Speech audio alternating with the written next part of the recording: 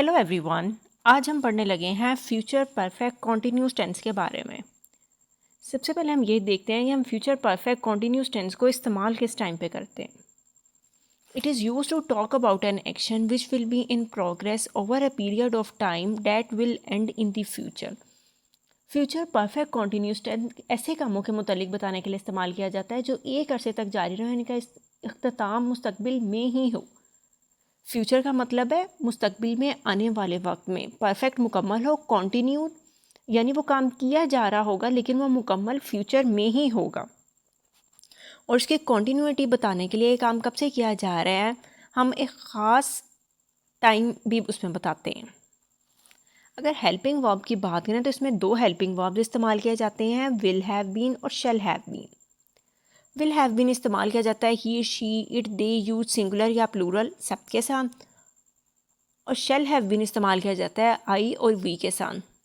बाकी इसका रूल वही वाला रहता है, कुछ कंडीशंस में हम विल हैव बीन आई और वी के साथ भी इस्तेमाल कर सकते हैं। जैसे हमने फ्यूचर इंडेफिनेट टेंस में पढ़ा था कि अगर हमने डिटर्मिनेशन शो करनी है, पक्का इरादा जाहिर करना है, कोई थ्रेट वाली बात करनी है या ज़ोर दे के अपनी बात कहनी है, तो हम आई और वी के साथ विल का इस्तेमाल कर सकते हैं। तो इस तरह इसमें भी विल हैव बीन का इस्तेमाल कर सकते हैं, वो भी ठीक होगा। नेक्स्ट है फॉर्म ऑफ वर्ब। अब कॉन्टीन्यूस भी आ रहा है इसमें वर्ड, तो इसमें first form of verb plus ING का इस्तेमाल किया जाता है। जो इसमें आईएनजी आएगा ये कॉन्टीन्यूटी को जाहिर करेगा।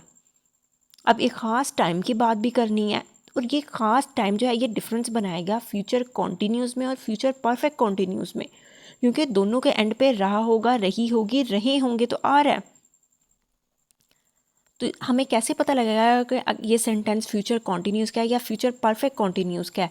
जो होगा फ्यूचर परफेक्ट कॉन्टीन्यूस का, उसके साथ एक ख़ास टाइम भी मेंशन किया जाएगा, सुबह से, शाम से, 2011 से, 4 दिनों से, दिसंबर से, कुछ भी टाइम आ सकता है। एक टाइम भी हमने बताना है, और टाइम बताने के लिए हम सिंस और फॉर का इस्तेमाल करते हैं।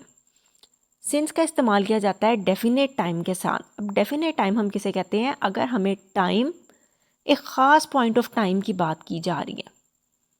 और फोर इस्तेमाल किया जाता है पीरियड ऑफ टाइम के लिए। अब इसका इस तरह से आसान से समझ लें, एक 4 सालों का ड्यूरेशन गुजरा है, पीरियड गुजरा है, उसमें से अगर हम 2004 की बात कर रहे हैं तो हम एक ख़ास पॉइंट ऑफ टाइम की बात कर रहे हैं। तो जब ख़ास पॉइंट ऑफ टाइम की बात करनी है तो हमने सिंस इस्तेमाल करना है। लेकिन अगर हमने एक सिंपल ड्यूरेशन की बात करनी है, इतने सालों से, 4 सालों से, कई महीनों से, कई घंटों से, कई मिनटों से, तो हमने उसके लिए फोर इस्तेमाल करना है। मैंने सिंस और फोर पे एक वीडियो बनाई हुई है जिसमें एक टेबल है, अगर आप उसको याद करें तो आपको बहुत आसानी हो जाएगी कि कहाँ पे आपने सिंस लगाना है, कहाँ पे आपने फोर लगाना है। उसका लिंक ऊपर आ रहा होगा, अब वो वीडियो देख लें, आपको उसकी अच्छे से समझ आ जाएगी। अब सिंपल उस टेबल को याद कर लें। अगर एक ख़ास पॉइंट की बात हो रही है तो सिंस लगाना है, अगर ड्यूरेशन की बात हो रही है तो फोर लगाना है, और इसी को ही हम कहते हैं डेफिनेट टाइम या इनडेफिनेट टाइम। अब इसके बाद है पॉजिटिव सेंटेंसेस। पॉजिटिव सेंटेंसेस वो वाले सेंटेंसेस होते हैं जिसमें हम सिंपल कोई बात बताते हैं। इसका स्ट्रक्चर क्या होता है, सबसे पहले सब्जेक्ट आ जाता है, डूअर ऑफ एन एक्शन, काम को करने वाला कौन है। इसके बाद हेल्पिंग वर्ब। हेल्पिंग वर्ब हमारे will have been, shall have been.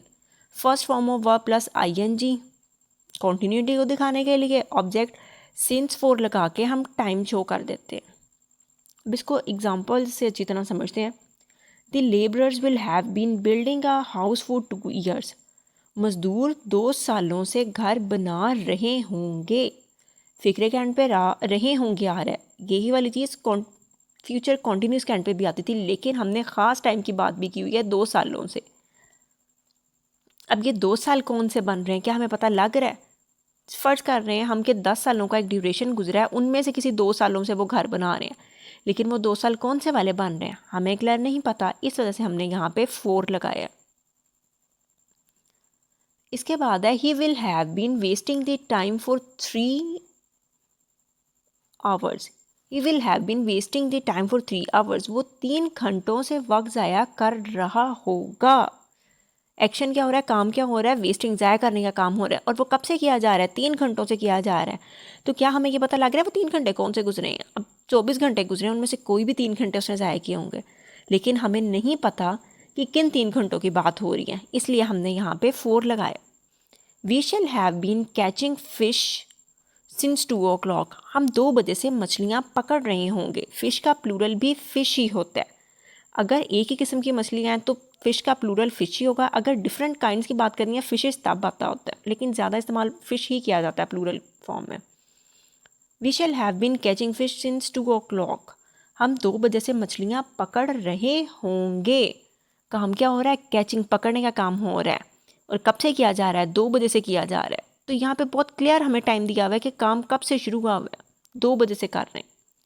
You will have been teaching English for 10 years. आप 10 सालों से इंग्लिश पढ़ा रहे होंगे। एक्शन क्या हो रहा है? टीचिंग, पढ़ाने का काम हो रहा है। कब से हो रहा है? 10 सालों से हो रहा है। लेकिन ये 10 साल कौन से 10 साल बन रहे हैं? क्या हमें एग्जैक्ट पता लग रहा है कि 1 2 3 4 5 6 7 8 9 10 कौन से ईयर से स्टार्ट होकर कौन से ईयर तक ये 10 साल गए हैं? ये 2001 से लेकर 2010 तक हैं, 2011 से लेकर 2020 तक हैं। ये कौन से 10 साल हैं? हमें यहाँ पे क्लियर नहीं पता, इसलिए कि ये एक ड्यूरेशन की बात की गई है कि 10 सालों का टाइम गुजरा, इसलिए हमने यहाँ पे 4 लगाया। हेल्पिंग वर्ब सब में हमने विल हैव बीन, ये शैल हैव बीन सब्जेक्ट के अकॉर्डिंग लगाया। और सब्जेक्ट कहते हैं डूअर ऑफ एन एक्शन को, काम को करने वाला। यहाँ पे लेबरर्स, ही, वी, यू, ये सारे हमारे सब्जेक्ट हैं। नेक्स्ट है नेगेटिव सेंटेंसेस, जिसमें नॉट का वर्ड आ जाता है। इसमें जो चीज़ समझने वाली है, नॉट हमने लगाना है। अब हमने विल हैव बीन या शेल हैव बीन को डिवाइड कर देना है। विल को अलग कर देना है या शेल को, सब्जेक्ट के मुताबिक जो भी आ रहा है, दरमियान में नॉट लगा देना है। इसके बाद हैव बीन लगाना है। फॉर्म ऑफ वर्ब फर्स्ट ही रहेगी, ऑब्जेक्ट सिंस फॉर टाइम सारा वही रहना है। सिर्फ यहाँ पे हमने अपना हेल्पिंग वर्ब डिवाइड कर देना है। She will not have been making tea for 10 minutes. वो 10 मिनटों से चाय नहीं बना रही होगी। एक्शन क्या हो रहा है? मेकिंग टी, चाय बनाने का काम हो रहा है। अब कब से हो रहा है? 10 मिनट से हो रहा है। लेकिन ये 10 मिनट कौन से 10 मिनट बन रहे हैं हमें क्लियर तो नहीं पता। 10 मिनट तो किसी भी टाइम से लेके बन सकते हैं। जब हमें टाइम, एक ड्यूरेशन गुजरा है 10 मिनटों का, लेकिन वो कौन से 10 मिनट है हमें नहीं पता, इसलिए हमने यहाँ पे टाइम क्लियर नहीं है, 4 लगाए। They will not have been living here since childhood. वो बचपन से यहाँ नहीं रह रहे होंगे। काम क्या हो रहा है? लिविंग, रहने का काम हो रहा है। किस टाइम से रहने का काम बात की जा रही है? चाइल्डहुड, बचपन से, एक ख़ास पॉइंट ऑफ टाइम की बात की जा रही है, इसलिए हमने यहाँ पे 4 लगाया, सॉरी सिंस लगाया। ख़ास वक्त की बात हो रही है तो हमने सिंस लगाया। I shall not have been knitting a sweater since morning. मैं सुबह से स्वेटर नहीं बुन रही होंगी। निटिंग का मतलब होता है स्वेटर बुनना। काम क्या हो रहा है? निटिंग का। कब से हो रहा है? मॉर्निंग से हो रहा है। बिल्कुल क्लियर हमें टाइम दिया हुआ है, इसलिए हमने यहाँ पे सिंस लगाया।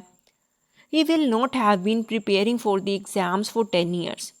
वो 10 सालों से, 10 दिनों से इम्तिहान की तैयारी नहीं कर रहा। हमें तो यहाँ कोई डेट नहीं दी हुई कि किस दिन से लेके किस दिन तक के ये 10 दिन है, तो इसलिए हमने यहाँ पे 4 लगाया। अब यहाँ मेकिंग, लिविंग, निटिंग, प्रिपेयरिंग हमारी मेन वर्ब है जो हमें बता रही है एक्शन क्या हो रहा है, काम क्या हो रहा है। शी, दे, आई और ही यहाँ पे सब्जेक्ट दिए हमें। इसके बाद है इंट्रोगेटिव सेंटेंसेस। इंट्रोगेटिव में भी हमने हेल्पिंग वर्ब 2 पार्ट्स में डिवाइड रखना है। विल और शैल बिल्कुल अलग आ जाएंगे। इसके बाद have, been, first form of verb, ING, object, सारा वही लगाना है, सिर्फ इनको अलग रखना है। विल शैल लगा के हमने सब्जेक्ट लिख देना है। इसके बाद हैव बीन लिखना है। जैसे will the farmers have been drawing water from the well for 2 years. क्या किसान 2 सालों से कुएं से पानी निकाल रहे होंगे। काम क्या हो रहा है? Drawing water from the well, कुएं से पानी निकालने का काम हो रहा है। कब से हो रहा है? 2 सालों से। तो कौन से ये 2 साल बन रहे हैं? एक ड्यूरेशन गुजरा है 2 सालों का, लेकिन वो कौन से 2 साल हैं हमें नहीं पता, इसलिए हमने 4 लगाया। Shall I have been learning the skill for 5 years. क्या मैं 5 सालों से ये महारत सीख रहा होऊंगा या रही होंगी। काम क्या हो रहा है? लर्निंग, सीखने का काम हो रहा है। कब से हो रहा है? 5 ईयर से हो रहा है।